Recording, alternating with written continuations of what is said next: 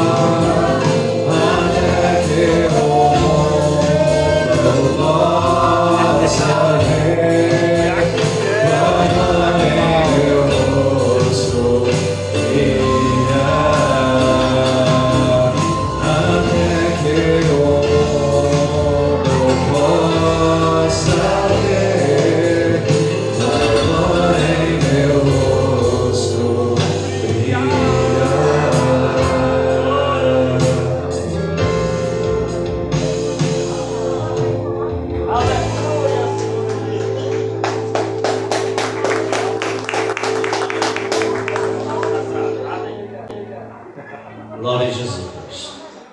A paz do Senhor para a igreja. Vamos da igreja, mais uma oportunidade de poder aprender a palavra de Deus. Um pouquinho mais de detalhes. E é isso que o Senhor quer de nós. Que nós cresçamos no conhecimento. Glória a Jesus. E eu vejo que quando se cresce no conhecimento, um crescimento simultâneo da graça. Se nós crescermos no conhecimento, nós também cresceremos na graça do Senhor, porque o Senhor nos favorecerá à medida em que nós crescemos no conhecimento. Glória a Jesus. Veja que antes de nós lermos ou estudarmos um pouquinho o assunto da blasfêmia contra o Espírito Santo, nós queremos aqui apresentar a igreja. Eu acho que está por aqui um outro convite. Deixa eu ver. Isso. Nós temos os convites para este mês, já estamos em mãos com dois. O primeiro já é para a festividade da próxima semana, e a congregação de São Benedito. O aniversário da congregação será realizado no dia 7. Dia 7 é uma quarta-feira. Eu já adianto aqui para a igreja que na quarta-feira da próxima semana nós não teremos culto aqui na sede. O culto será lá na congregação de São Benedito, na festividade do aniversário, do 18º aniversário daquela congregação. Por que nós não temos culto na sede? Porque a nossa festividade da semana pentecostal começa na quinta-feira. Então nós temos na quinta-feira o início da primeira semana pentecostal. Não vamos ter culto na quarta-feira. Por esta razão, nós colocamos a festividade ali da congregação de São Benedito para o dia mesmo do aniversário, que é o dia 7, o dia que aquela igreja iniciou, o dia que aquela igreja começou naquele bairro. Será nesta quarta-feira próxima o 18º aniversário da congregação de São Benedito. E temos também, igreja, a festividade do aniversário da congregação de Teobaldo, né? Nós já estamos aqui, o convite será também agora no mês de fevereiro, só que no dia 27 de fevereiro, que é a quarta terça-feira, também estaremos ali na congregação de Teobaldo, na comunidade de Teobaldo, para festejar e celebrar o aniversário, o 6º aniversário da congregação de Teobaldo. Mas tem outras festividades ainda além da semana pentecostal. Vai ser um mês todo os crentes ocupados só com o céu, só com o Reino dos Céus, e só vou lembrar que tem carnaval por causa da semana, que é na semana do carnaval.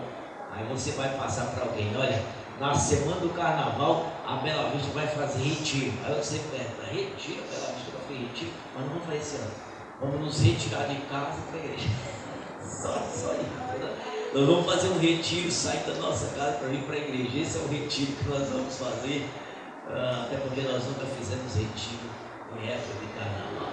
Sempre tivemos a determinação de ficar na igreja, exaltando o nome do Senhor. Amém, igreja? Glória a Jesus.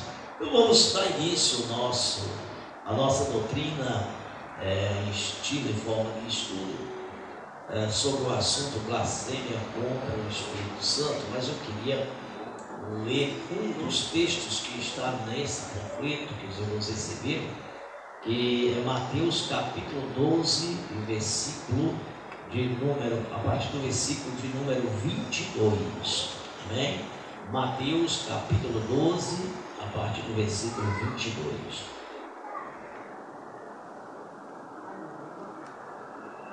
Quando todos encontrarem, o próprio procedimento vai ser aquele mesmo. Nós vamos disponibilizar um obreiro aqui no corpo da igreja com o microfone. Quando for ter essas referências, nós vamos pedir para alguém ler quando for começar a refletir dentro do que está registrado nesse conflito. Nós vamos estar solicitando para que alguém faça a leitura da referência, com exceção dessa que nós vamos ler agora, iniciando o nosso momento de reflexão. Mateus capítulo de número 12, versículo 22 em diante, que diz assim: trouxeram-lhe então um endemoniado cego e mudo, de tal modo o curou, que o cego e mudo falava e via. E toda a multidão se admirava e dizia: não é este o filho de Davi? Mas os fariseus, ouvindo isso, diziam: este não expulsa os demônios, senão por Beelzebul, príncipe dos demônios. Jesus, porém, conhecendo os seus pensamentos, disse-lhes: todo reino dividido contra si mesmo é devastado, e toda cidade ou casa dividida contra si mesma não subsistirá. E se Satanás expulsa a Satanás, está dividido contra si mesmo, como subsistirá, pois, o seu reino? E se eu expulso os demônios por Beelzebul, por quem os expulsam então os vossos filhos? Portanto, eles mesmos serão os vossos juízes. Mas se eu expulso os demônios pelo Espírito de Deus, é consequentemente chegado a vós o reino de Deus. Ou como pode alguém entrar em casa do homem valente e furtar os seus bens, se primeiro não manietar o valente, saqueando então a sua casa? Quem não é comigo é contra mim, e quem comigo não ajunta, espalha. Portanto, eu vos digo: todo pecado e blasfêmia se perdoará aos homens, mas a blasfêmia contra o Espírito Santo não será perdoada aos homens. Podeis sentar em o nome do Senhor Salvador Jesus. Então, igreja, nós estamos aqui com um texto aonde é falado pela primeira vez, ou é revelado para os judeus a condição de um ser que até então era desconhecido como um ser supremo, como uma pessoa, como um ser dotado de personalidade, que é o Espírito Santo. O Espírito Santo aqui está sendo colocado como um ser com personalidade, um ser com divindade, um ser que é Deus. E nessa condição está se esclarecendo a doutrina da Trindade, a doutrina de um Deus formado em 3 pessoas distintas. Não é uma única pessoa se manifestando em forma diferente. São 3 pessoas distintas que formam a unidade de Deus. E aqui está bem claro nessa passagem.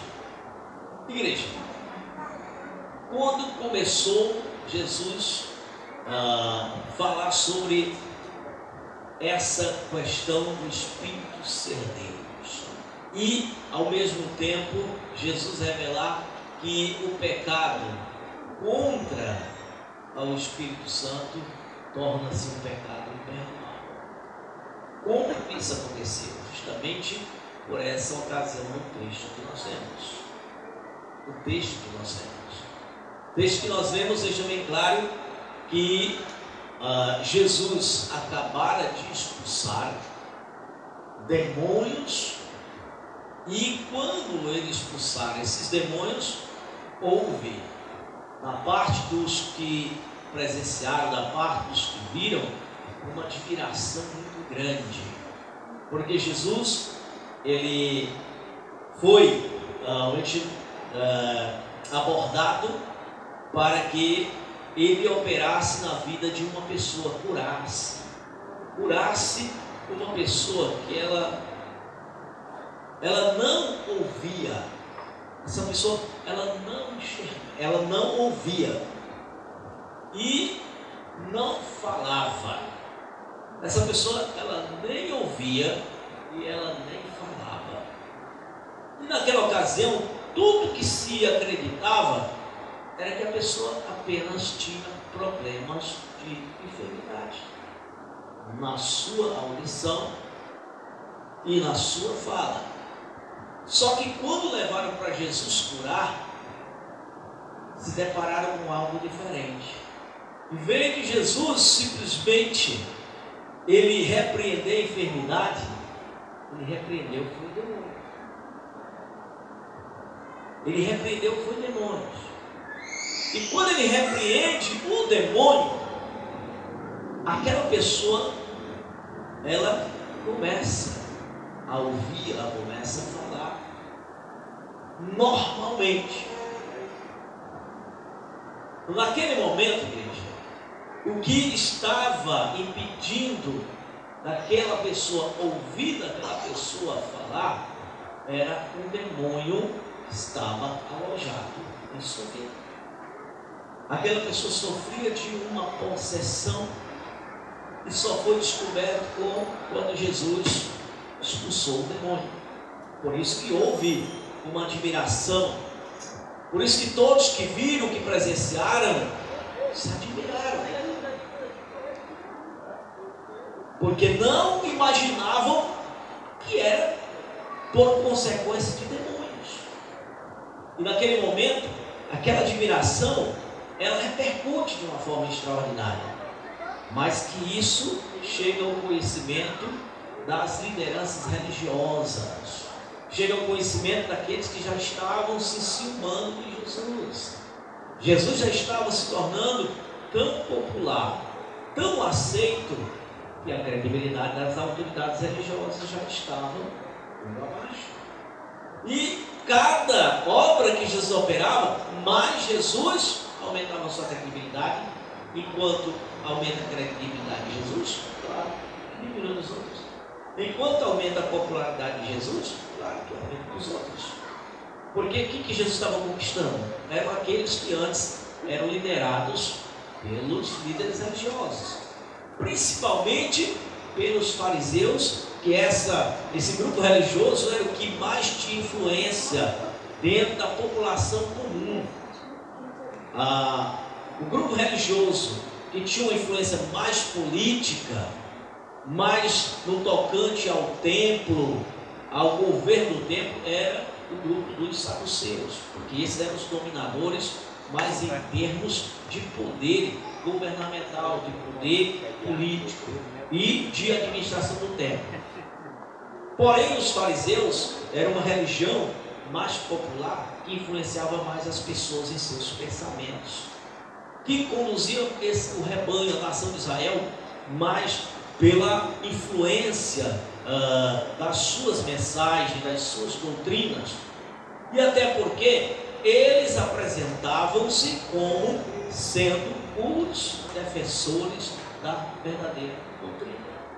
E até um certo ponto, eles ministravam muitas verdades. Eles apresentavam muitas verdades. Eles defendiam muitas verdades. Só, igreja, que eles não eram, os líderes, eles não eram sinceros nas suas vidas espirituais. Eles eram líderes por famas, por prestígio e por tirar proveito disso. Mas na verdade, eles não levavam a sério as próprias verdades que eles tanto pregavam e que eles tanto cobravam do povo. Eles eram pessoas hipócritas.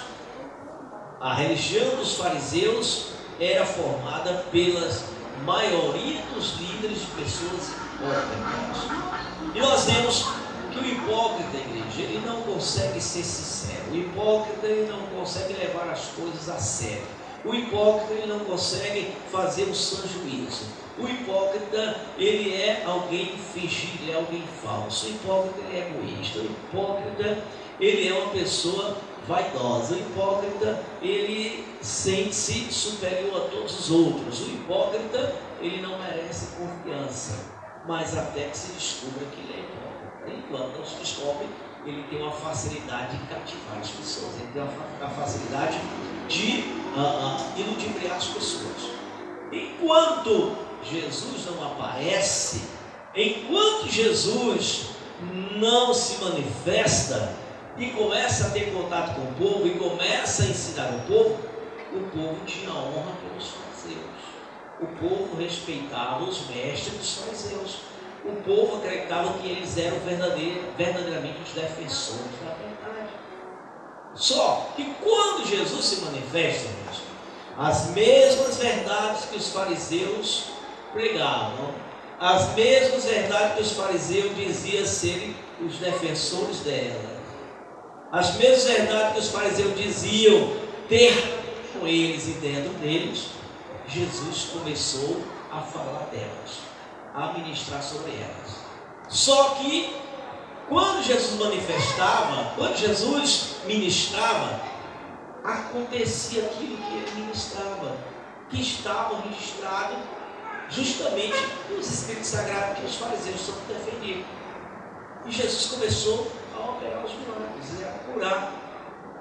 E aí Jesus começou a curar. E quanto mais Jesus curava, mais a multidão procurava socorro, porque os mestres não tinham socorro naquele povo. Irmãos, um líder religioso, um líder espiritual, ele não é para ter socorro material das pessoas. Um líder espiritual, ele não é para ser procurado por alguém para que ele arrume um emprego para a pessoa. Não é para isso que existe um líder espiritual. Um líder espiritual não é procurado para que ele seja o responsável para fazer você prosperar financeiramente. Não é para isso. O líder espiritual é procurado para receber instruções espirituais. Você procura um líder espiritual para buscar uma providência espiritual. O líder espiritual é para isso. Só que aqueles fariseus, eles não tinham a solução para o povo. E por não ter, nunca manifestou poder, o povo se acomodou e o povo não buscava poder. O povo não buscava providência. Sabe onde era que o povo ia buscar providência, irmãos? Lá no tanque de Betesda. Onde é que o povo ia buscar cura? No tanque de Betesda. Por quê? Porque os líderes religiosos não tinham curar. Onde era que o povo ia buscar libertação de opressão? Quem tinha um certo temor de Deus não ia buscar em outro canto, mas quem não tinha ia buscar nos supostos feiticeiros ou algoreiros e não encontrava a solução. E Jesus deixou bem claro. Agora Jesus ele começa a entrar na área da libertação. Jesus agora começa a expulsar demônios. Ele já tinha entrado na área da cura. Ele já tinha operado curas de todas as espécies. Agora Jesus entra na área da libertação, da expulsão do demônio. E Jesus agora expulsa o demônio de um homem que as pessoas pensavam que ele apenas era doente físico, mas aquele homem era um escravo espiritual. Habitava naquele homem demônios que lhe pediam de abrir a boca para glorificar a Deus, que lhe impedia de ouvir a glorificação a Deus.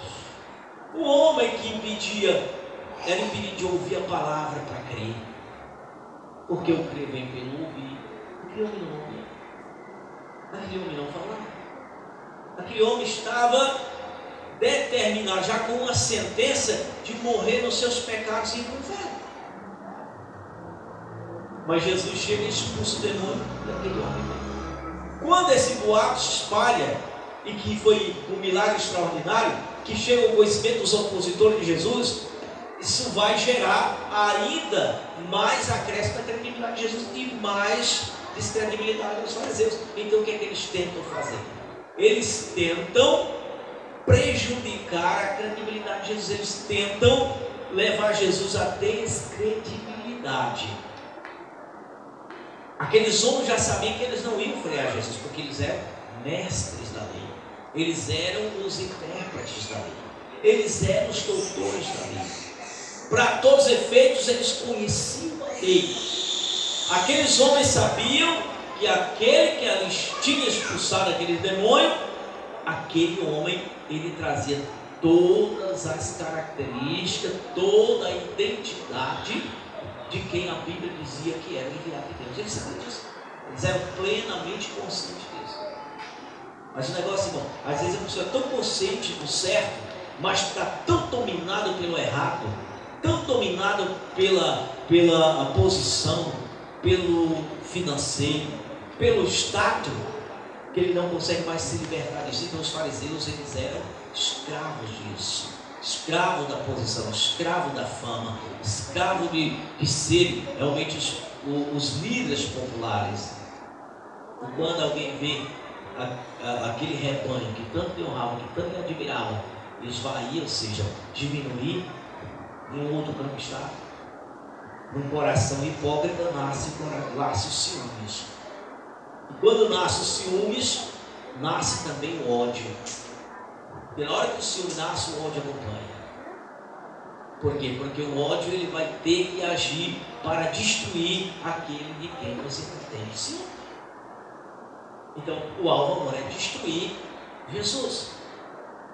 Como ainda eles acreditavam que poderiam reverter o quadro, qual é a primeira destruição que eles querem? A destruição da reputação de Jesus. A destruição da credibilidade, da crença de que Jesus é o Filho de Deus. Vamos destruir primeiro isso. Conseguiram? Claro que não conseguiram. Porque prezou matar Jesus. Por que eles mataram Jesus? Porque eles não conseguiram tirar a credibilidade de Jesus. Porque eles não conseguiram impedir que Jesus continuasse se revelando e provando que ele era aquele de quem estava escrito sobre ele. E nesse momento é que eles dizem para o povo que está na euforia, da alegria, da admiração de um homem que curou alguém, trouxe de volta a audição e a fala de alguém, mas que o problema era demônio, e ele expulsou. Alguém que tem autoridade sobre os demônios, alguém que tem autoridade sobre os servos do diabo. Aí quando os fariseus veem aquilo, ficam mais enciumados, ficam mais feridos, e eles começam a proferir ofensas contra o Espírito Santo. Porque a ofensa aqui, ela não foi direta a Jesus. A ofensa foi direta ao Espírito Santo. Os irmãos, quando acompanharam a leitura comigo, é dito o seguinte: esse não expulsa demônio, ele nem diz que não era por Deus. Ele diz: esse não expulsa demônios, senão por Belzebu, príncipe dos demônios. Ou seja, esse está expulsando demônios pelo poder de Satanás. Qual era o poder que estava em Jesus? Ele era Deus, tinha poder igual ao Pai, mas ele estava homem e não usurpou ser Deus, não usurpou agir como Deus, mas que recebeu o Espírito Santo na plenitude, no dia que foi batizado, e tudo ele fazia e operava por meio do Espírito Santo. Jesus, tudo que ele operou, enquanto esteve no seu corpo humano mortal, tudo que ele operou foi por meio do Espírito Santo. Foi para isso que o Espírito Santo veio e permaneceu sobre ele. Foi para fazê-lo cumprir todas as promessas de Deus feitas à humanidade, e que seria por meio do seu próprio Filho. E o Filho ele estava ali em forma de carne, porém o Espírito Santo seria o agente operador de tudo. Por meio de Jesus, o Espírito Santo estava usando Jesus humanizado para operar os milagres. E naquele momento, ali pelo poder do Espírito Santo, apesar de Jesus ter poder para expulsar diretamente de si, mas ele expulsou pelo poder do Espírito Santo. E a prova, igreja, está onde? Está justamente onde Jesus disse que eles estão blasfemando contra o Espírito Santo, ao dizer que o que eu estou fazendo é por meio de Satanás, por meio do poder de Satanás. Então Jesus deixa bem claro que ele expulsou pelo poder do Espírito Santo. E nesse momento, o ataque, a ofensa, a agressão, a blasfêmia é contra o Espírito Santo. Aí nós temos aqui, o que é blasfêmia? O que é blasfêmia? Você vai ler aí na sua portinha, no seu folheto, entender melhor o que é blasfêmia. É um ataque ofensivo ao que é sagrado. Eu não posso, blasfêmias é um nome. Eu posso usar o nome blasfêmia e no sentido de ofender alguém humano? Não.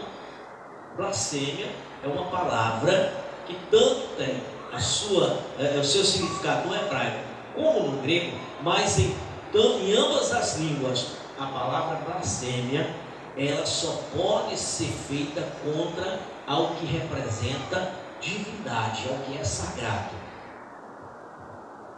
E essa palavra, ela tanto era usada pelos judeus que criam no Deus verdadeiro, como era usada por todos os povos de todas as épocas que tinham as suas crenças, suas religiões. Blasfêmia dentro do mundo pagão era qualquer ofensa aos deuses, era qualquer ofensa aos altares dos deuses, era qualquer ofensa aos templos dos deuses.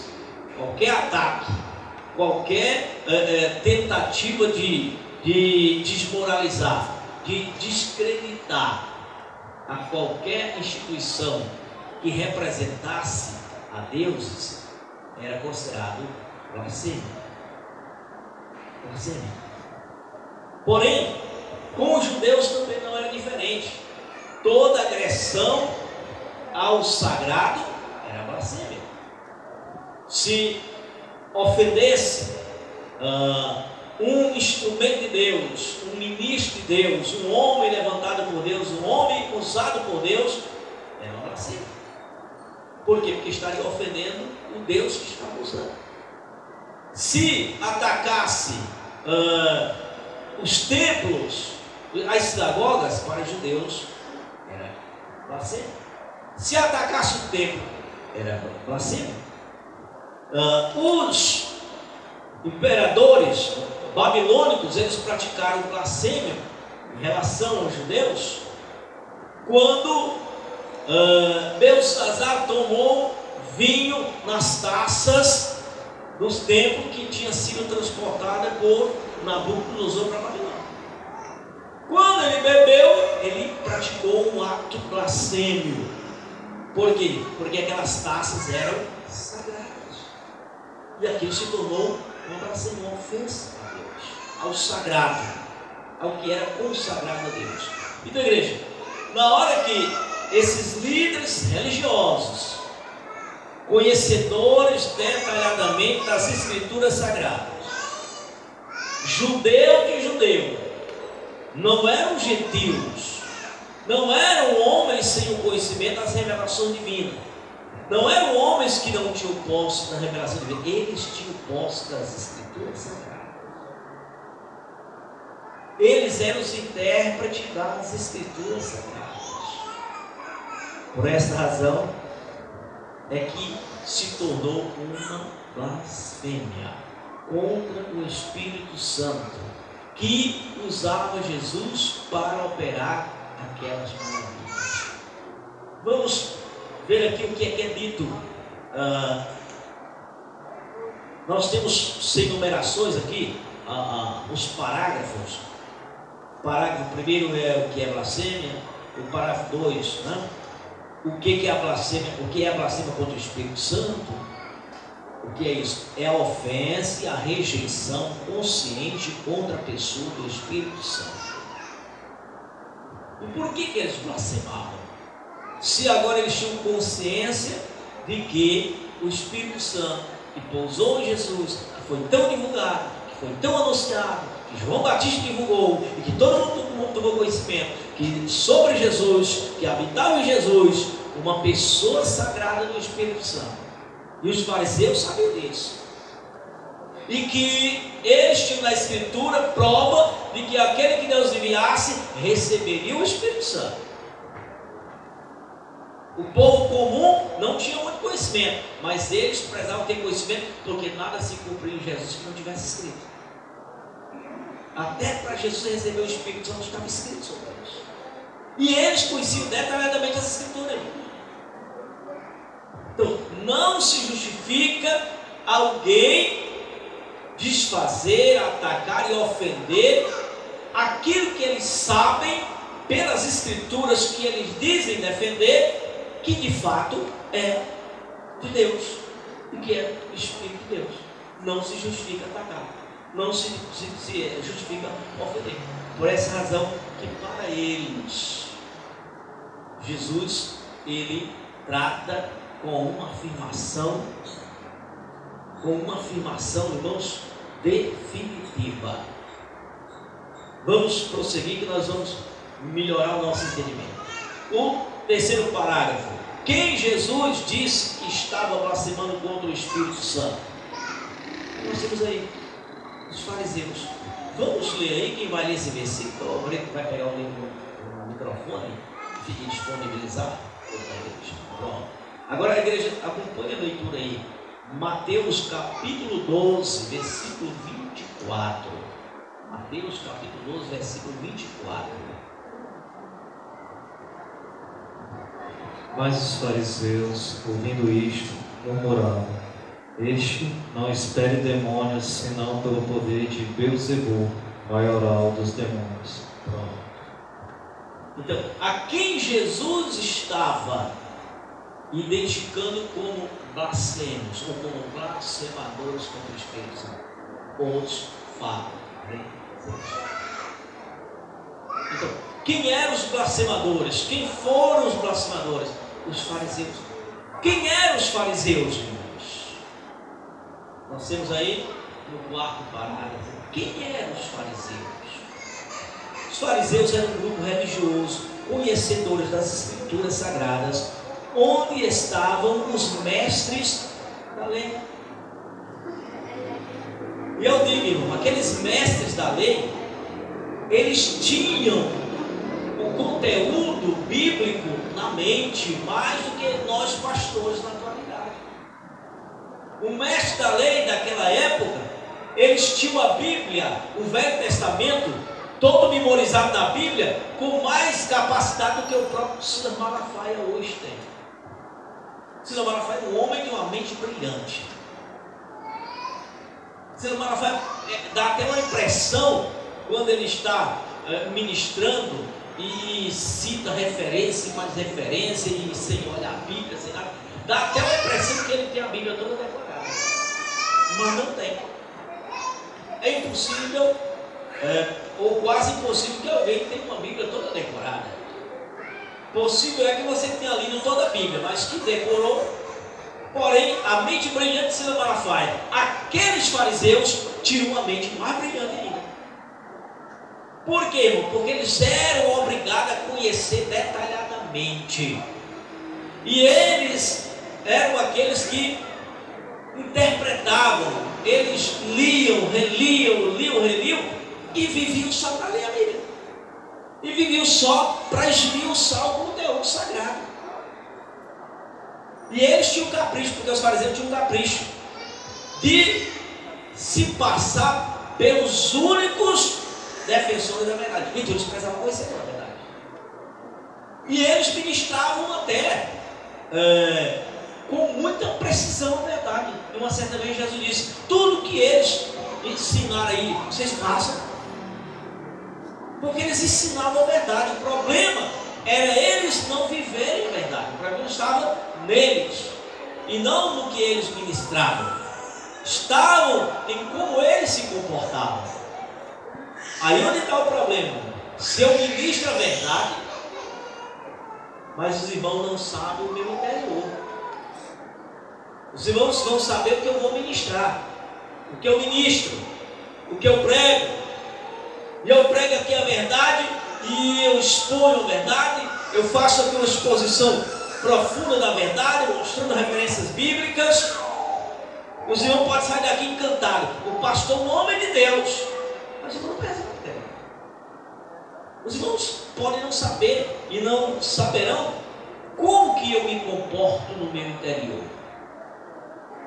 Então os fariseus eram admirados por isso, irmão. Eles eram admirados pela eloquência, pela capacidade de ministrar as escrituras, pela capacidade de conhecer as escrituras, mas eles começavam por uma carga pesada demais para o povo cumprir, e alguém até fazia, e o povo se esforçava, irmão, para cumprir, porque dizia: esses são homens de Deus, esses homens são os inspirados de Deus, são os iluminados de Deus, até Jesus chegar, até Jesus revelar o interior daqueles hipócritas. É igual pregadores que andam por aí, irmãos, que andam, que tem uma eloquência, que tem uma mensagem boa, e quando eles desenvolvem um discurso bonito, um discurso até fundamentado nas escrituras, e eles conseguem emocionar a igreja, conseguem levar a igreja ao delírio, conseguem fazer os crentes se mover e dar glória a Deus. De repente quase todo mundo falando línguas estranhas, leva o povo ao sapateado, e muita gente sai dizendo: é um instrumento de Deus, baseado apenas no que ouviu e do que foi externado pelos elementos. E os crentes não têm condição de julgar o interior. Ao tempo passa, de repente se descobre que algumas dessas personagens não eram e não viviam o que eles pregavam, mas eles cobravam do povo. Essas pessoas não. Quando você vê uma pessoa cobrando demais dos outros, deu 2 passos atrás dele e dizia o caminho dele. Quando você vê um pregador que cobra demais dos outros, deu 2 passos atrás dele e dizia o caminho dele, porque ele é hipócrita. Os hipócritas são vocês, cobram demais. Quando você vê um pregador que começa a forçar os crentes a dar glória a Deus, fazia, irmão, deu 1 passo atrás dele, desvie dele, porque ele é hipócrita. E se você, eu sei que os irmãos já observaram alguns desses que foram famosos pelo tempo, desses ou dessas, e que hoje muitos deles já caíram, muitos deles já fracassaram, muitos deles já foram desmoralizados, outros estão perto desse fracasso, porque depois se externam, porque o Senhor Jesus não vai deixar oculto, não vai deixar que alguém ludibrie os outros com a suposta santidade, com a suposta unção de Deus, quando eles não têm. E assim foi que Jesus fez. Jesus desmascarou os hipócritas dos fariseus. Jesus, ele botou numa situação difícil os religiosos fariseus. Jesus botou nessa situação difícil. E aqui nessa passagem nós vemos, irmãos, para esses fariseus, que era um grupo religioso da maior influência dentro da comunidade, dentro da população comum, eles dominavam a mente do povo, eles manipulavam a mente do povo, eles rebocavam o povo. O que é rebocar? É você fazer as pessoas fazer o que você quer, arrastar, sem lhe capacitar para você mesmo ter o discernimento e tomar decisões via consciência. Os fariseus não queriam que ninguém fosse consciente. É igual os políticos de esquerda. Eles querem vocês ignorantes, mais sem conhecimento, para poder arrastar para onde eles querem com os papos e as conversas dele. Por isso que preparam que a fermenta das universidades para botar professor só que ludibria, que engano, para deixar um bocado de gente enganada, sem conhecer a verdade e ser enganado. Na igreja também tem quem engane, tem quem consiga enganar. E não era diferente lá naquele tempo. A observação aqui que nós temos nesse quarto parágrafo.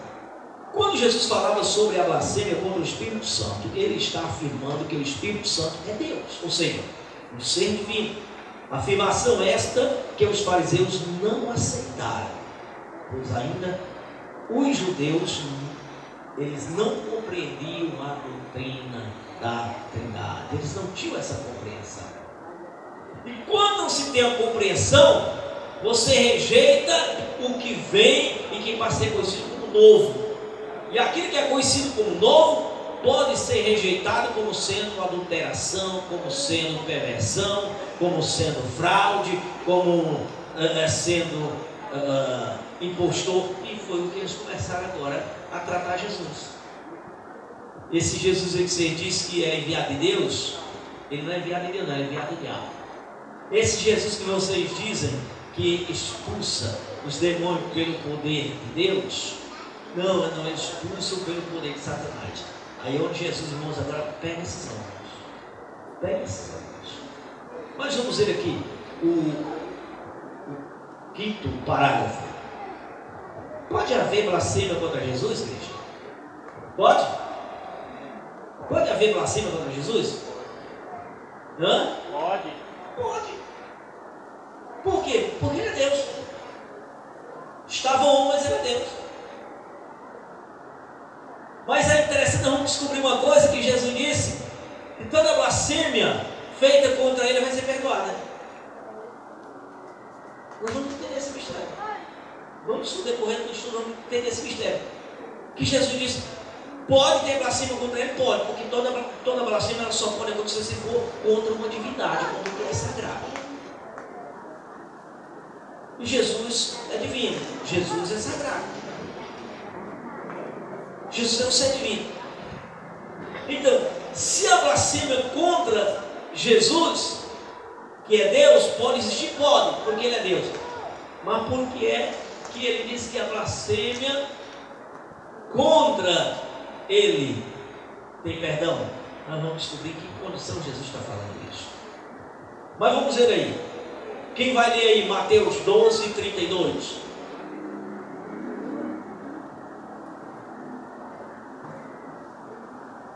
Se alguém proferir alguma palavra contra o Filho do Homem, será isso perdoado. Mas se alguém falar contra o Espírito Santo, não lhe será isso perdoado, nem neste mundo, nem no porvir. Glória a Deus.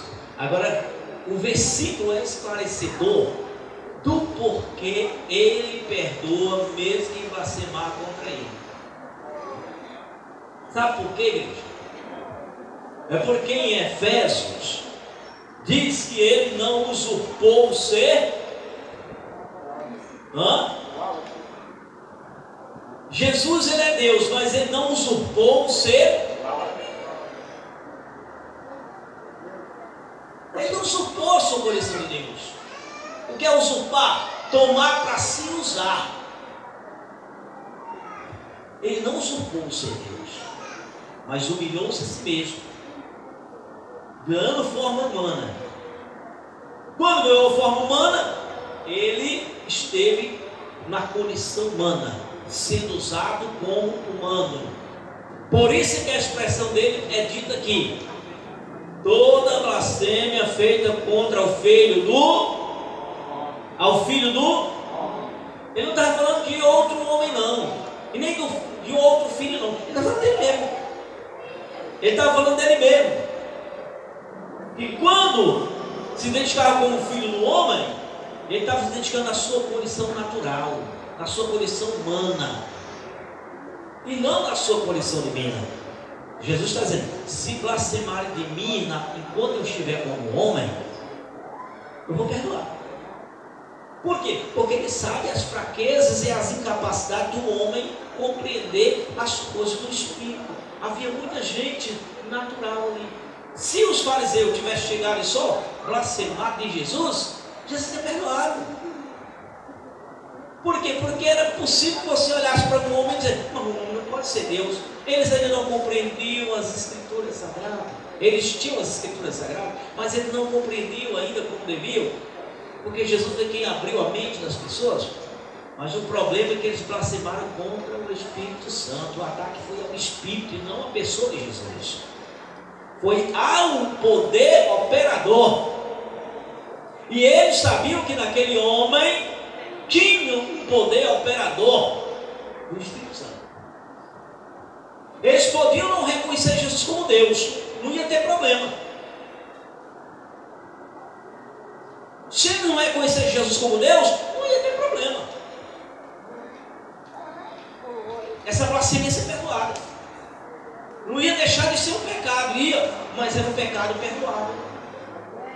Porque até então, jamais, em toda a existência da humanidade, alguém tinha, pelo menos, cogitado que Deus poderia ser humano, que Deus poderia se tornar humano, que Deus poderia se humanizar. O que se acreditava que Deus ia enviar alguém nascido de mulher, mas eles acreditavam que era um agente apenas, que era alguém enviado como um anjo foi, e que era apenas uma pessoa humana para morrer e oferecer o sacrifício, mas que essa pessoa não era Deus, não seria Deus. As Escrituras falavam de Emanuel, Deus conosco, mas eles passaram desapercebidos. Não tem tanta coisa que nós lemos a Bíblia, já pregamos tanto, e às vezes tem uma passagem ali, uma palavrinha, uma explicaçãozinha que a gente passa desapercebido e não entende. Já ministramos até alguma coisa sobre aquele assunto, mas passou às vezes uma mensagem que a gente passa desapercebido. Em outros momentos é que a ficha vai cair. Meu Deus, como é que eu preguei e eu não consegui entender isso aqui? Como é que eles não perceberam que a Bíblia estava dizendo que era o Emanuel, Deus conosco, ou seja, era Deus que vinha, receberia um corpo humano, não era alguém gerado de um homem e de uma mulher e que viria como um resgatador e morria e acabou. Essa crença é pregada pelas testemunhas de Jeová, é pregada por umas seitas, irmãos. Que Jesus não era Deus, apenas Deus gerou um ser humano, simplesmente um ser humano que não era Deus, e que ele teve aqui só para submeter o sacrifício e morrer, concebeu sem pecado, para ele morrer sem pecado, mas que ele era um homem, que ele era um homem, simplesmente um homem, ele não era Deus. E essa crença, irmão, havia nos judeus, mas a Bíblia já dizia, por isso começou a revelar por meio dos profetas, que esse ser não era simplesmente um homem. Ele era Deus em forma de homem, com corpo de carne e osso. Mas eles passaram desapercebidos. Jesus se apresentar como Deus, eles querem matar Jesus. Quando Jesus diz eu sou, vamos matar ele, vamos apedrejar. É blasfêmia. Quantas vezes os fariseus quiseram matar Jesus, apedrejado, porque Jesus se identificava como Deus? Quando ele dizia eu e o Pai somos um, vamos matar esse infeliz. Está blasfemando. Quem? Os fariseus, sempre os fariseus. Sempre os fariseus. Expulsou por Satanás. Agora, irmãos, vamos ver aqui. Foi lido já A referência do parágrafo 5º, né? Vamos para o parágrafo de número 6. O que faz a blasfêmia contra o Espírito Santo ser imperdoável? Por que a blasfêmia contra o Espírito Santo se torna imperdoável? Aqui onde está o mistério. Tudo que Jesus fez por meio do Espírito.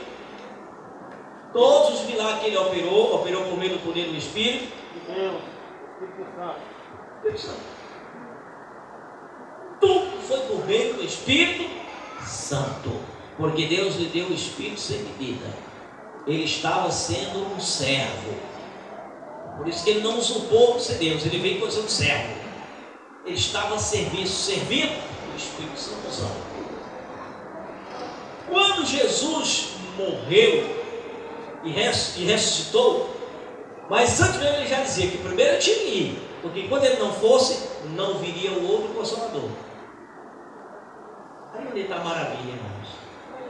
O mesmo Espírito que habitou Jesus e fez Jesus ter tremendamente um ministério vitorioso, um ministério de sucesso, um ministério sem falha, um ministério sem derrota, um ministério sem acomodação, um ministério sem negligência, um ministério sem atraso, um ministério sem parada, um ministério sem interrupção, um ministério 100% perfeito. Esse mesmo Espírito que habitou em Jesus, ele habita em você. Glória a Deus. A diferença entre eu e você é nada. A diferença entre eu e os irmãos não é nada. Não tem diferença nenhuma. A nossa origem é a mesma. Relação sexual, desejo, interferência de vontade humana. Agora a diferença entre nós e Jesus é gigante. Em relação da humanidade. Porque Jesus não é gerado pelo homem. Aí onde está a diferença?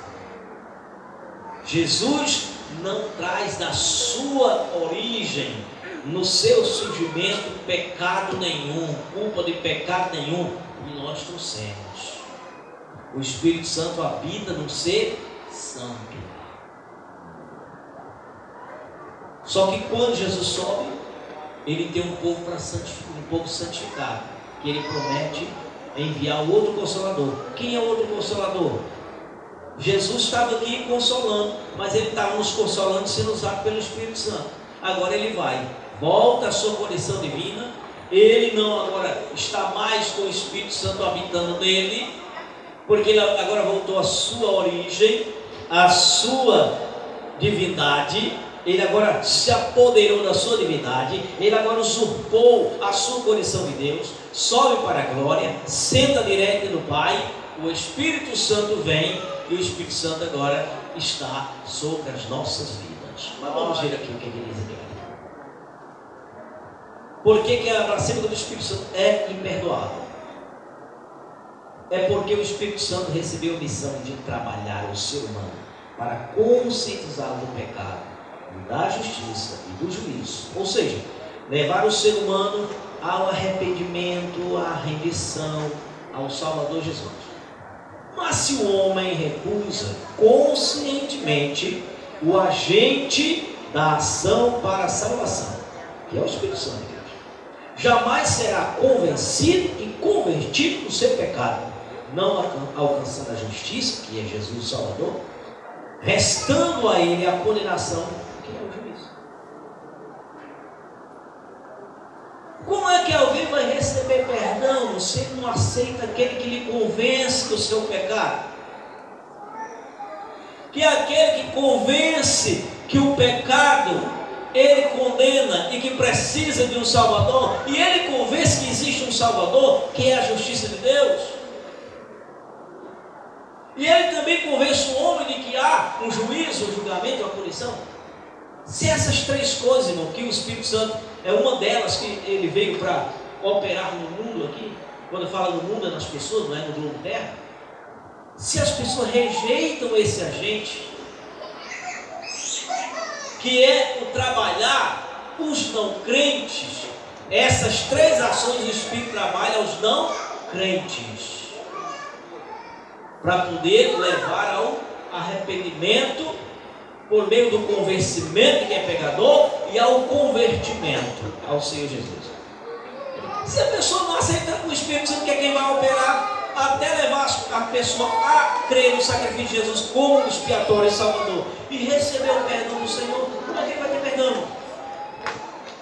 O que ele vai continuar fazendo é blasfemando mesmo.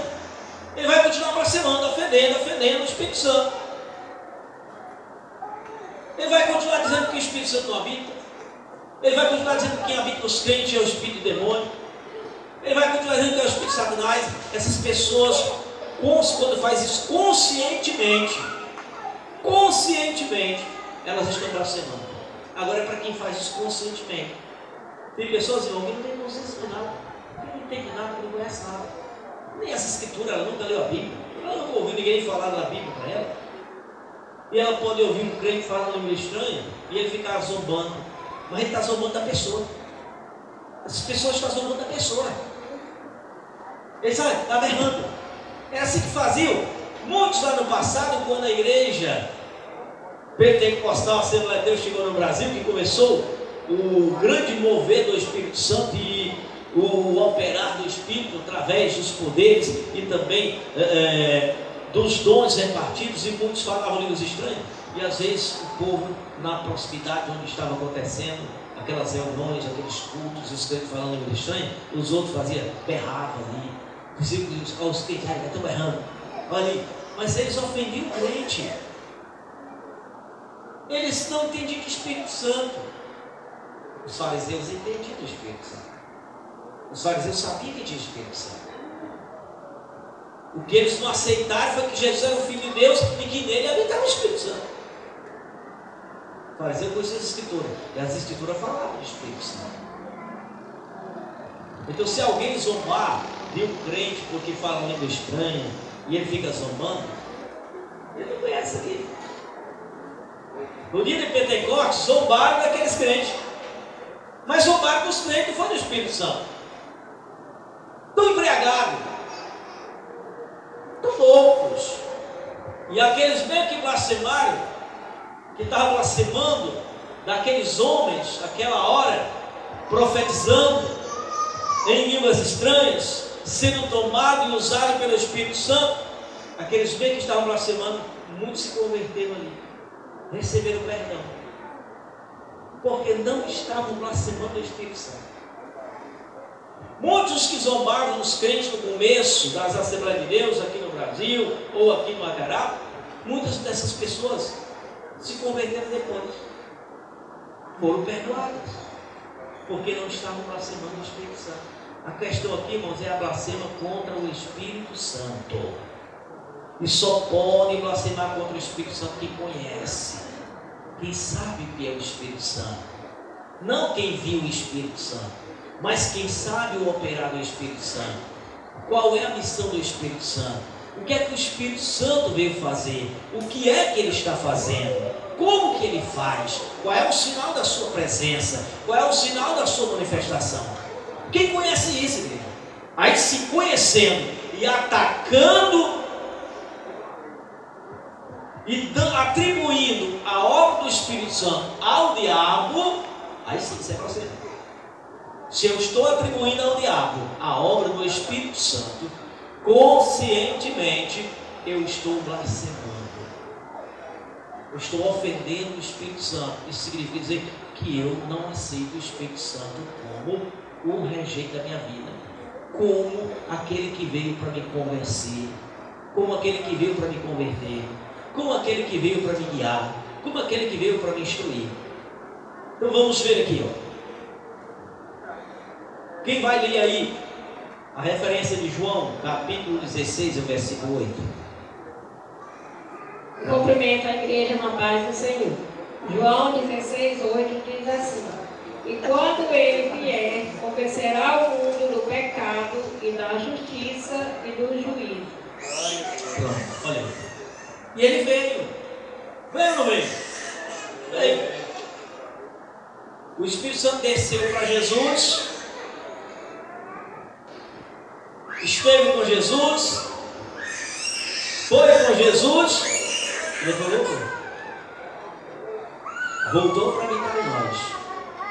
Porque Ele não habitaria em nós enquanto Jesus estivesse operando, fazendo o mistério. Mas quando o Espírito Santo agora volta, Ele é o agente, não é mais Jesus que está aqui em forma humana, agora a operação do Espírito Santo vai ser nas nossas vidas, assim como Ele operou no Espírito, na pessoa de Jesus, Ele está operando na nossa. Vamos ver aqui,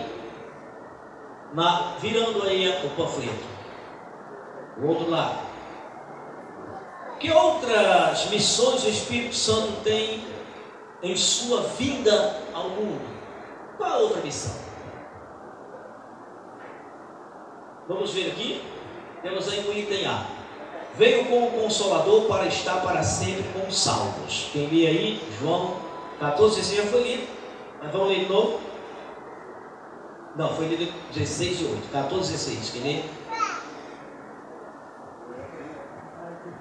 Só para ver se é isso mesmo. Qualquer um pode se manifestar. Saúde, irmãos, com a paz do Senhor. Mas aquele Consolador, o Espírito Santo, esse vos ensinará todas as coisas e vos fará lembrar de tudo quanto vos tenho dito. Pronto. 14 e 16, né? Hã? É 14 e 16. 16. Leu 14 e 26, né? 14 e 26. É o 14 e 16. O 14 e 16. É o mesmo. Leia outro aí, 14 e 16.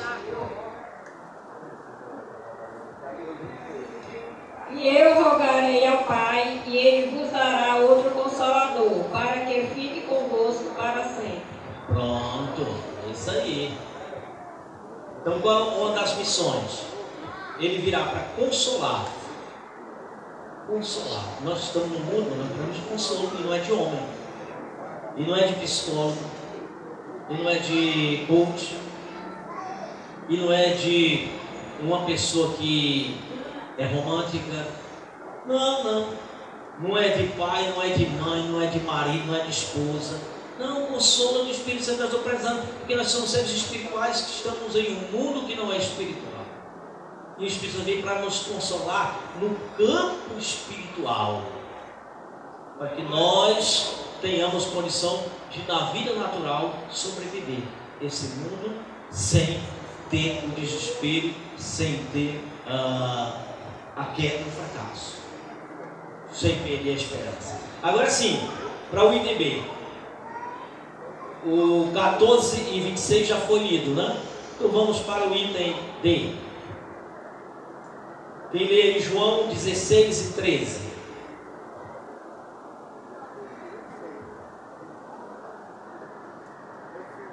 Só enquanto você vai procurando, o B, ele fala que o Espírito Santo também veio para fazer os discípulos lembrar tudo que Jesus já tinha ensinado, porque de repente eles estavam numa situação tão difícil que eles iam esquecer. Muita coisa eles iam esquecer, porque não estava escrito. O que Jesus ensinou não ficou escrito ainda. Eles foram escrever só depois. Então o Espírito Santo veio trazer a memória, o que eles já tinham recebido de ensino, porque algumas coisas estavam fugindo da lembrança. O Espírito Santo ia lembrar e ia continuar ensinando. Vamos lá, o 16 e 13. Quando vier, porém, o Espírito da verdade, Ele vos guiará a toda a verdade, porque não falará por si mesmo, mas dirá tudo o que tiver ouvido e vos anunciará as coisas que hão de vir. Pronto, olha aí.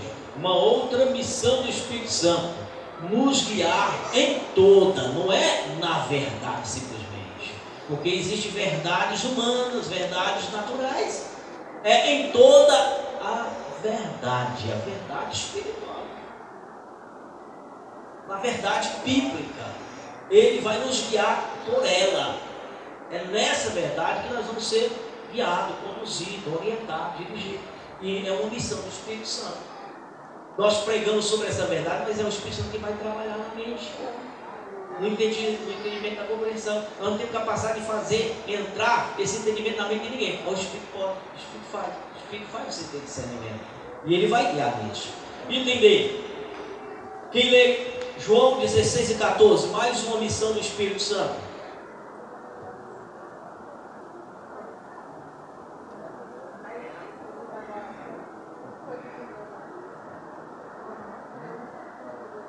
E ele me glorificará, porque há de receber do que é meu e vou há de anunciar. Glória a Deus, olha aí, olha o trocadilho.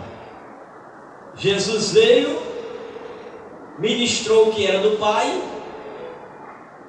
estava a serviço, mas o Espírito Santo é quem fazia acontecer. Jesus estava ministrando, estava operando por meio do Espírito Santo que era do Pai. Jesus não fez a vontade dele, mas fez a vontade do Pai. Agora, Jesus só, o Espírito vem com ordem de Jesus, vem direcionado por Jesus para fazer o quê? Glorificar Jesus. Isso. E não falar do que é dele, não fazer o que ele iria fazer, o que realmente Jesus estava determinado que fizesse. Porque a obra do Senhor iria continuar. Só não mais a do sacrifício, porque Jesus tinha morrido, mas a obra ia continuar. A obra de resgate, a obra de regeneração, a obra de salvação, a obra de evangelização, a obra das curas, dos milagres, do batismo do Espírito Santo ia continuar. Não cessou quando Jesus morreu, não cessou quando Jesus subiu. Essas obras iam continuar. Essas obras que Jesus começou, elas iam continuar. Só não precisava mais era morrer. Não precisava mais de sacrifício, porque o sacrifício já estava resumido. Sobre o sacrifício, sobre a sua morte expiatória, ele disse lá na cruz, está consumado. Mas toda a obra de salvação, de restauração, de milagre, de cura, ia continuar acontecendo. Não parou, nem findou lá no Pentecostes. Continua até hoje. Continua até hoje. Olha o que é que o Espírito vem fazendo. O Espírito Santo, ele não abirrogou para si a glória que tinha que passar para Jesus. Ele passou a glória para Jesus, ele continuou passando a glória para Jesus. Você não vê, irmão? Tanto é que você não vê em nenhum momento um culto ao Espírito Santo. Você não vê a Bíblia em momento algum mandando cultuar o Espírito Santo. Não tem. Em momento algum você vê ali o Espírito Santo sendo sacrifício. Mas ele é o Todo-Poderoso para fazer glorificar o Filho de Deus, para fazer glorificar a Deus. Olha o papel extraordinário e maravilhoso do Espírito Santo. Não abirroga para si a glória, não abirroga para si a exaltação, não abirroga para si a adoração, mas ele direciona a adorar ao Senhor Jesus. É uma das missões dele. Vamos para outro item, o erro.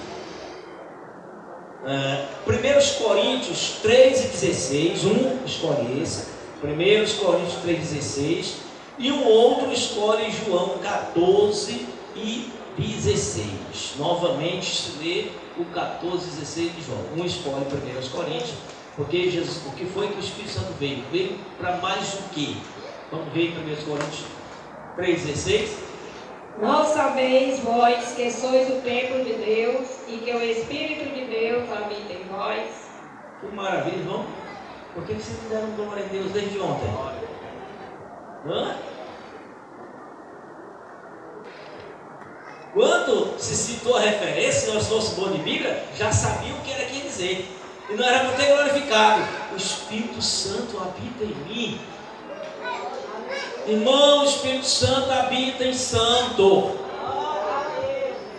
Aí você pode dizer, mas eu tenho o privilégio que Jesus teve do Espírito Santo habitar em mim. O Espírito Santo habitou em Jesus. O Espírito Santo habita em mim porque ele habitou em Jesus, porque Jesus é santo. E por que ele habita em mim? Porque Jesus me santificou, eu sou santo. E se o Espírito Santo habita em mim, irmão, tem sinais de que ele está em mim. Porque o Espírito Santo vai mostrar sinais da sua presença naquele que ele habita. Se não houver sinal, é porque não tem Espírito Santo. E se não tem Espírito Santo, é porque ainda não foi salvo, não foi santificado. Ainda é uma pessoa perdida. Não é que o Espírito habita em mim e não dá sinal de que ele está em mim, irmão. Uma casa Dá para identificar uma casa que tem alguém habitando nela e uma casa que alguém não habita? Dá para identificar? Hã? Dá para identificar. Se uma casa tem habitante nela e uma outra não tem, vocês vão saber. Mesmo que demore a descobrir que uma não tem habitante, demora um pouco, mas você vai saber que lá não tem habitante. A casa que tem habitante, primeiro você vê sinal de limpeza nela. A casa que tem habitante, você não vê sujeira na frente dela. Você não vê os matos entrar pelas janelas, pelas portas. Sempre você vai ver ela limpinha, tem gente ali. A casa que tem habitante, você não vai ver ela fechada a vida toda, você vai ver ela aberta em alguns momentos. A casa que tem habitante, você vai ver, presenciar alguém entrando e saindo dela. A casa que tem habitante, você vai ver ela chegando e entregando a conta de luz. Você vai ver a Cagés chegando e entregando a conta d'água. Você vai ver o entregador do gás chegar com um botijão de gás. Você vai ver que tem gente ali. Tem a presença de gente. Vai identificar, irmãos.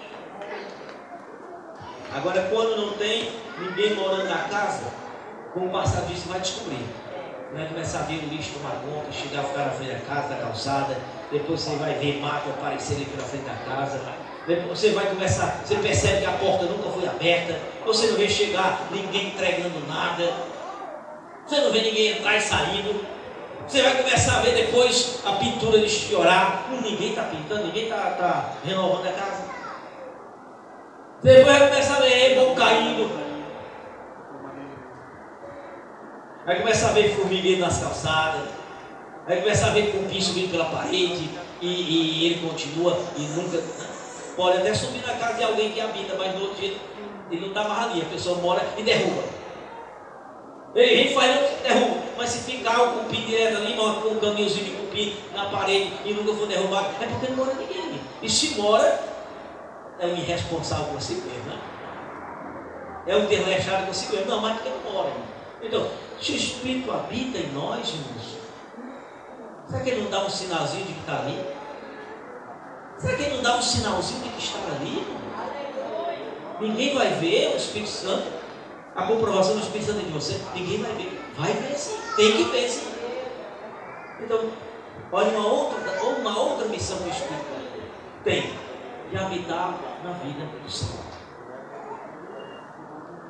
Então ele vai habitar na vida de quem blasfema contra ele? O Espírito Santo habita na vida de quem blasfema contra ele? Claro que não, porque o cara não é salvo, o indivíduo não é salvo, não foi regenerado, não foi transformado, não foi santificado. Sequer ele aceitou o Espírito Santo agir para lhe convencer dos seus pecados. Ele continua sendo um ofensor do Espírito Santo. Vamos aqui para o outro parágrafo. Como e quando alguém pode realmente blasfemar contra o Espírito Santo e não ter perdão?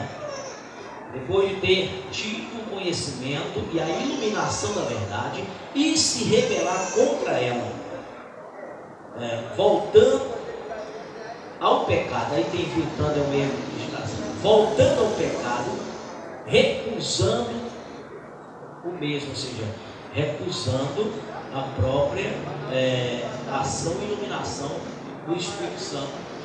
Quando a pessoa recusa, quem lê Hebreus capítulo 10, versículo 26 e 27. Mas Senhor, porque se pecarmos voluntariamente e por de termos recebido conhecimento da verdade, já não resta mais sacrifício pelos pecados, mas uma certa expectação horrível de juízo e ardor de fogo, que há de devorar os adversários.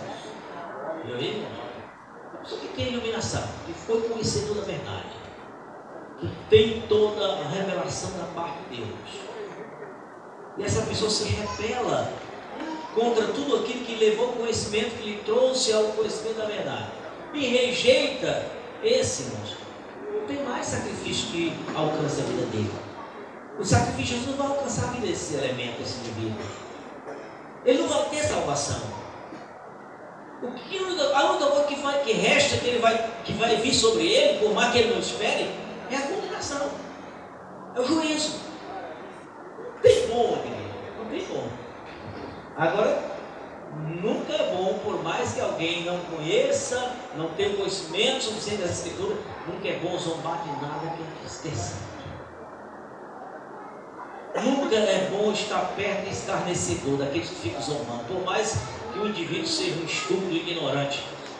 Irmãos, nunca aceite piadinha de assuntos bíblicos. Nunca aceite essas piadinhas.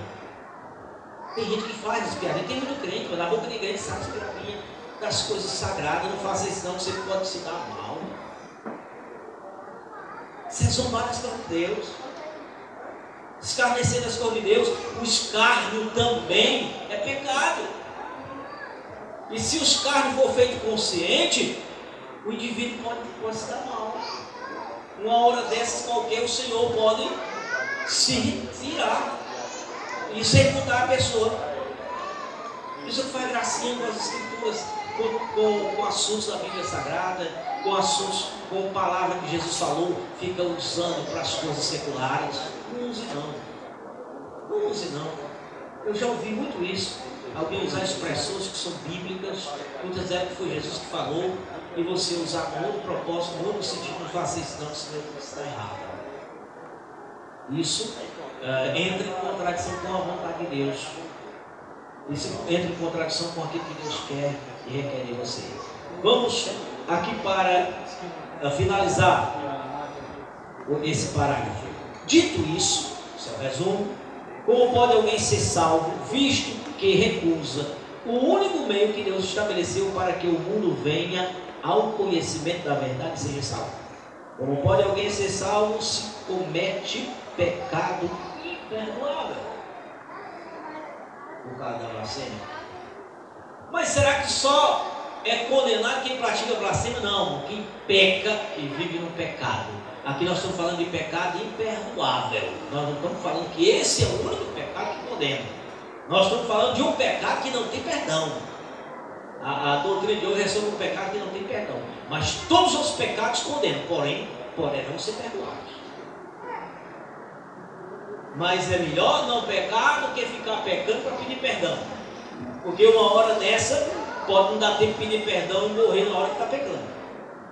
Não é questão que não vai ter perdão, porque Jesus, 70 vezes 7 pode perdoar. Mas a pessoa começa a brincar e pedir perdão.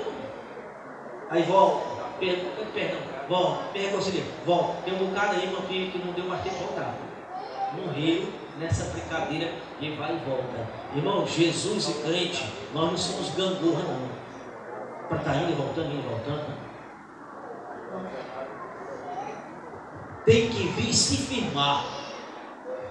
Tem pouca força, busque o fortalecimento. Mas todo pecado é passível de condenação. E se morrer em qualquer pecado, está condenado. O da blasfêmia, irmãos, é um cuidado que só nós podemos blasfemar com os Espírito Santo. Só nós. Só os crentes podem cometer blasfêmia contra o Espírito Santo. Por isso, tome cuidado. Porque o povo lá fora não tem capacidade de pecar contra o Espírito Santo. Porque ele nem conhece. E para provar isso, irmão, vamos finalizar aqui essa observação. O Espírito Santo não habita na vida do pecador, em quem é do mundo. João 14, 17. Vamos ler aí. O Espírito da verdade que o mundo não pode receber, porque não vê, nem o conhece. Mas vós o conheceis, porque habita convosco e está em vós. Pronto. Aí está deixando bem claro em que tipo de ser humano o Espírito habita e em que tipo de ser humano o Espírito não habita. Não habita nos que são do mundo. Não é que não habite no planeta, ele está no planeta. Ele não habita no povo do mundo. O povo pecador, ele não habita. Se ele não habita no povo pecador, os povo pecador, irmãos, não tem salvação. Estão nos seus pecados. E esse povo que nunca recebeu a revelação do Espírito Santo, eles são capazes de pecar, de blasfemar contra o Espírito Santo. Mas eles estão no pecado, continuam no pecado, e se não receberam o perdão, vão para o inferno. Agora nós que já fomos iluminados, que já recebemos a iluminação do Espírito Santo, muitos aqui já têm dons do Espírito Santo, têm a prova que o Espírito Santo habita. Não deixe por um momento de fraqueza, um momento de rancor, um momento de ódio, um momento de fúria, um momento que nós também estamos passivos a isso, num momento de decepção por alguma coisa desta vida, chegar a agredir o Espírito Santo. Porque crente, quando agride, é uma consciência. Cuidado para não estar chamando o irmão de endemoniado. Isso não é agressão contra o Espírito Santo, mas é uma agressão ao seu irmão. Se o seu irmão tem o Espírito Santo e você diz que ele é endemoniado, você está ofendendo alguém? Se você tem certeza que teu irmão tem o Espírito Santo dentro dele, e depois você diz, você é um endemoniado, está cometendo algum pecado aí? Nem aos endemoniados nós devemos dizer, você é um endemoniado.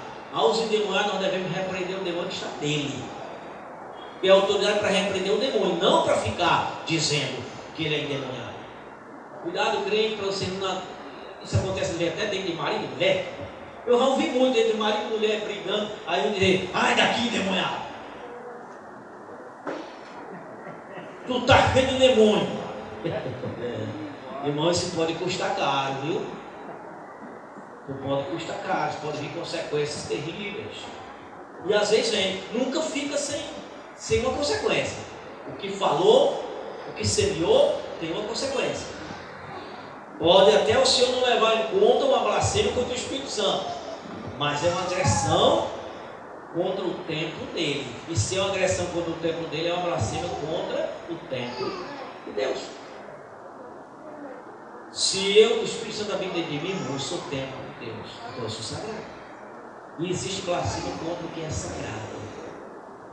Existe blasfêmia contra o templo de Deus, contra o que é sagrado. Eu posso estar praticando uma blasfêmia contra o que é sagrado. Pode ter perdão? Pode, mas tem que ser pedido.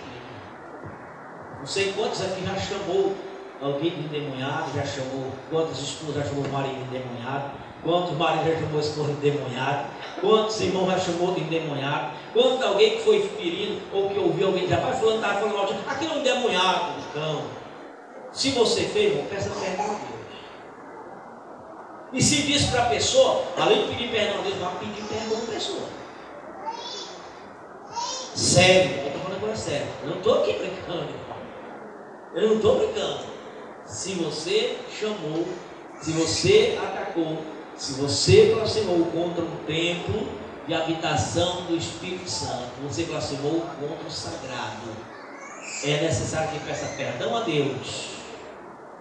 E é necessário que, se você falou e a pessoa ouviu e você direcionou direto, peça perdão ao seu irmão enquanto tem tempo, enquanto o sol ainda não se pôs. Depois de noite, sim, de noite natural, mas a noite, mas espiritualmente ainda não chegou a noite, não. A noite espiritual é quando nós perdemos a oportunidade de pedir perdão. Quando é que o sol escurece? Ou quando eu morro, ou quando meu irmão morre, ou quando Jesus arrebata a igreja. O sol apaga nessa hora para essa oportunidade. Então não deixa o sol escurecer sobre a tua falha. Faça o conserto em qualquer tempo. Que Deus em Cristo Jesus abençoe. Amém. Graças a Deus.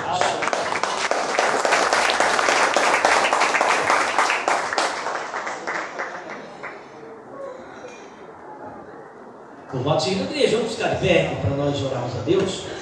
Amanhã, sábado, primeiro sábado do mês de fevereiro, nossa grande Santa Ceia.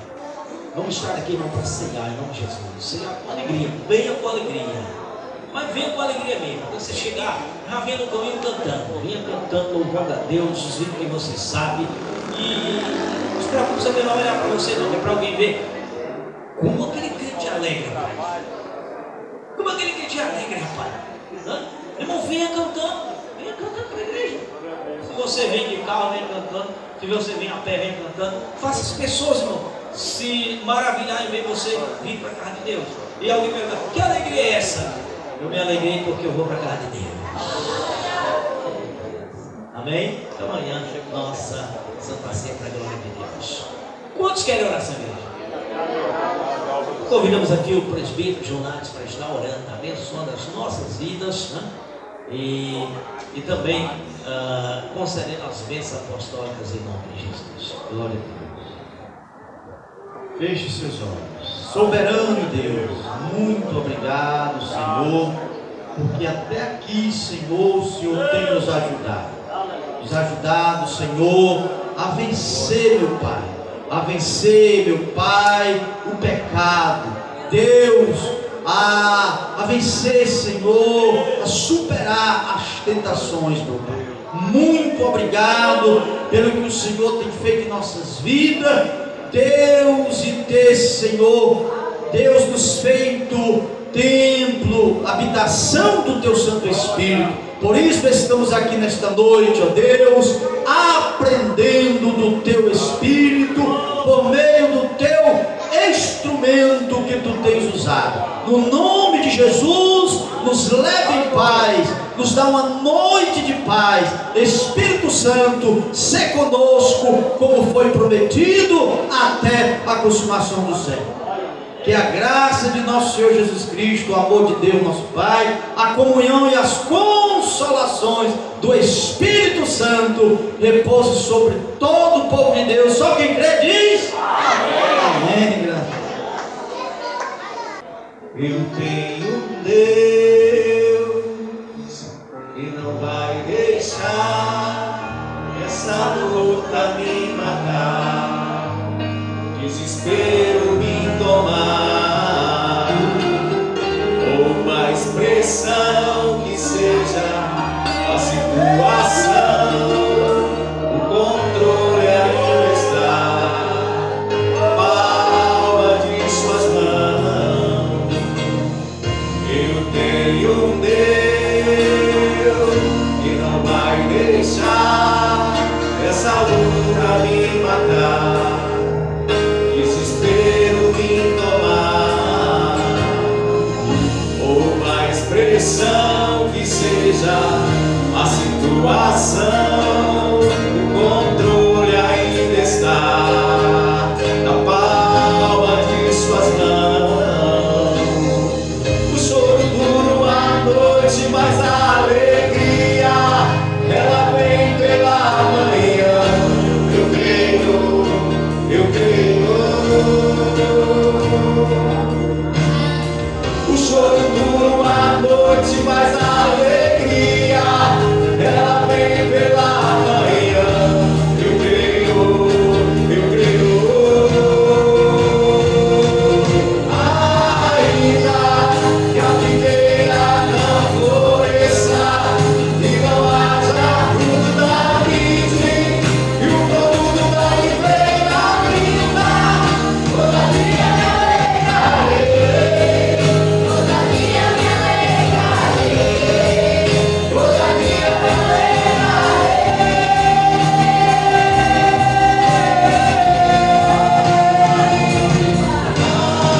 Ainda que a videira não floresça e não haja fruto na vide e o produto da oliveira brinda, todavia me alegrarei, todavia me alegrarei, todavia me alegrarei. Ainda que a videira não floresça e não haja fruto na vide,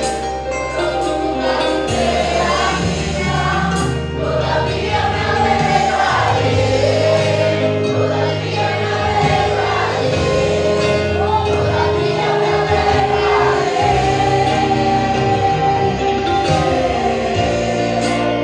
Amém.